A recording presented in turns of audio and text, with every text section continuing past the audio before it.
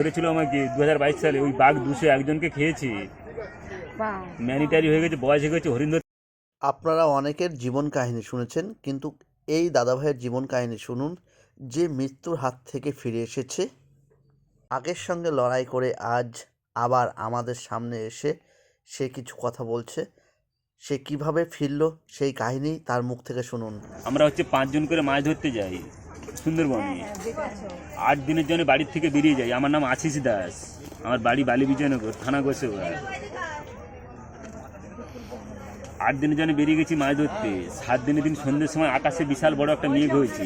যখন মেঘ হয়, আপনারা যদি সুন্দরবন ভ্রমণ করে এসছেন, বড় নদী থেকে যাচ্ছেন, সাইডে যে সরু সরু খাঁড়ি খাল থেকে, আমরা ওই খালে থাকি। মেঘ দেখলে ওই খালটার নাম হচ্ছে ধুবনির খাল। ওই খালে গেরাবি করেছি। আর আমার গায়ে ওই দিন খুব জ্বর, আমি কাঁথা গায়ে ঘুমাচ্ছি। কিছুক্ষণ পর আমার যে সাথীরা ছিল ওরা খুব জোরে চিৎকার করছে, আমার তখন ঘুম ভেঙে গেছে।